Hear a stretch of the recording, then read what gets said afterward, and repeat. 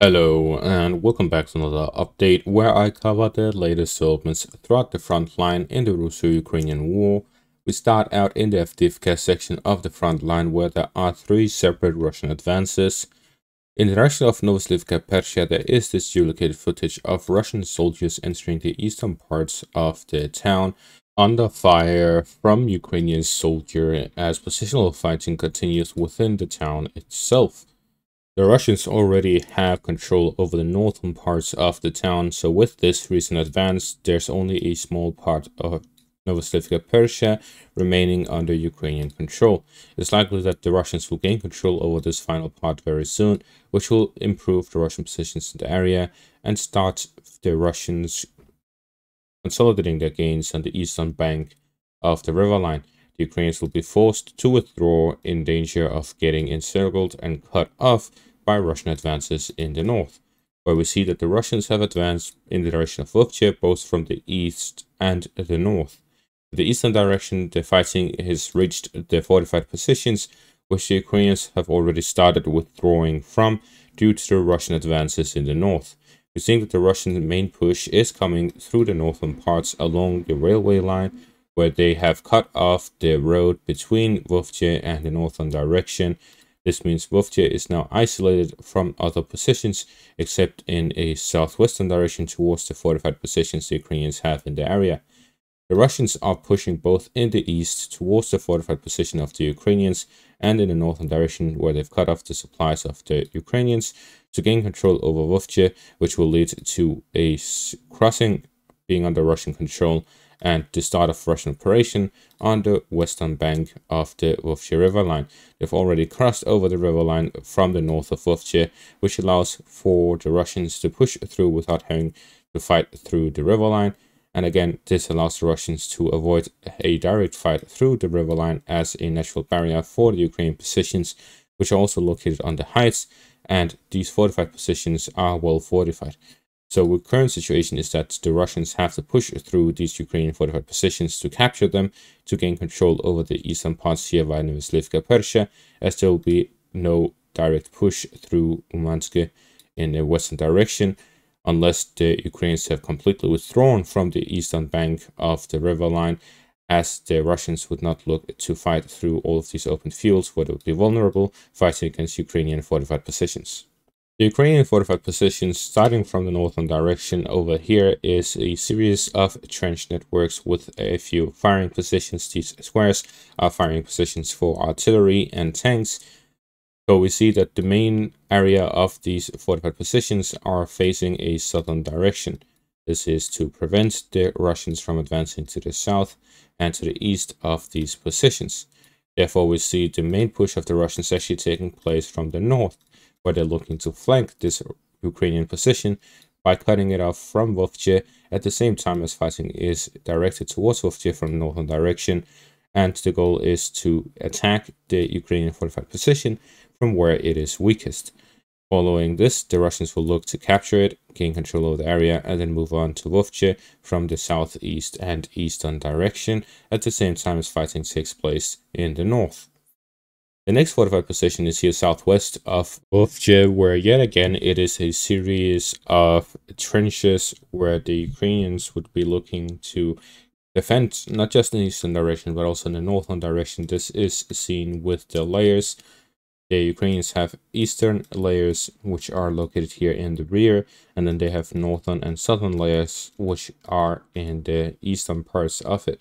We see that the positions here allow the Ukrainians to move in between the northern and eastern parts through this forest area and through the trench network, so they can be present all throughout it, depending on where the fighting is present.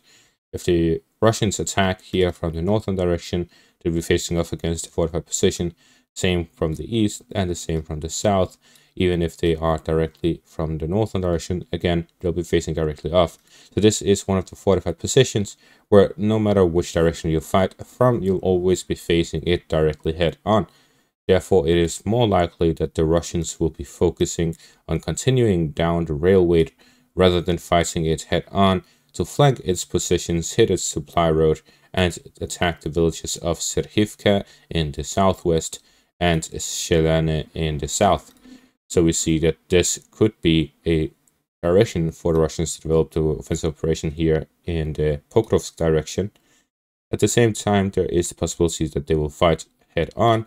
In that scenario, they'll be looking to gain control over the fortified position, which will significantly strengthen their positions in the area and prepare and strengthen a foothold for them to start pushing towards Shelane and Serhivka from the east rather than directly through the railways, and at the same time gain control over the road between Shelane and the Ukrainian fortified positions to the east, after which they can start fighting there. The fortified position of the Ukrainians here are a set of trench networks that goes in a circle, and then there's a lot of firing positions within it. Again, these firing positions are both for artillery or tanks, depending on how close the proximity between the fortified position and Russian soldiers are. Currently, it is most likely completely filled with tanks, armored fighting vehicles, and so on, under the cover of the third and fortified position to survive as long as possible while releasing as much firepower as possible. And that is the same nature as the rest of the fortified positions, a few firing positions and a trench network connected to it. There's again another circle with multiple firing positions. These were all created ahead of time during the Battle of Avdiivka to help support with artillery fire the Battle of Avdiivka. But now that the Russians have completely moved the front line towards these fortified positions, they are now focused on close range fighting where they are less effective.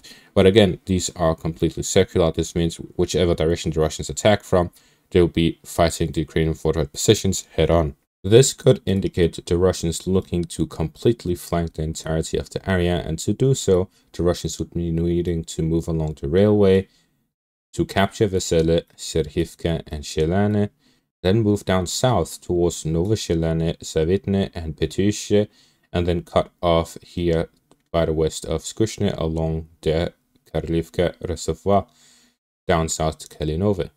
So gaining control over this area here through a push along the railway, this would be the way the Russians could cut off the Ukrainian fortified positions. Again, this is a very long and not very wide position to be fighting in.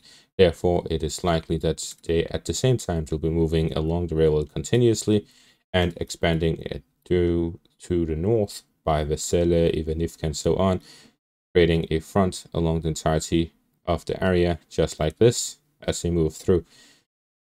All of this to avoid fighting these fortified positions head on, but either way, the Russians would be needing to move in the direction of the Pokrovsk regardless. So this is simply to avoid the direct threat, going around it and then delaying it as much as possible to simply cut off its supplies and avoid fighting there. So it could be either of those, either direct fight head on towards these fortified positions, or a complete roundabout way to keep the fight going west of these positions and avoid fighting them head on. There's no updates in the Toretsk or Cherniv Yar section of the front line, nor the rest of the Donetsk area or Kupiansk area. However, we do see reports of updates here in the Kharkiv section of the front line.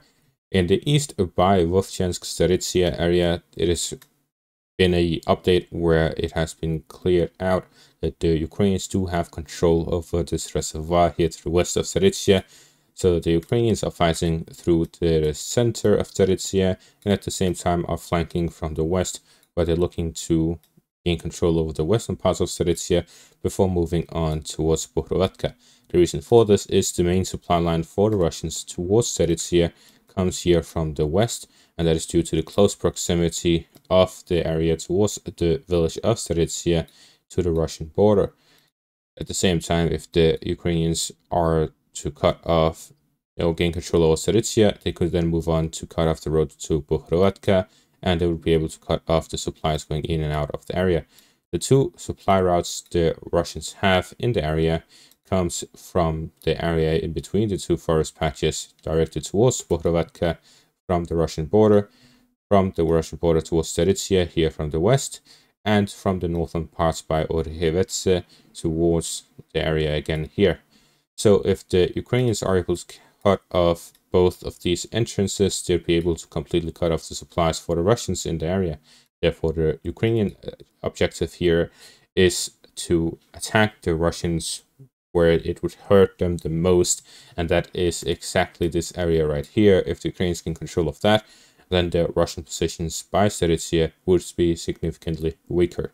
Finally, in the direction of Hlyboke, the Russians have managed to fully recapture the town, kicking the Ukrainians out of it.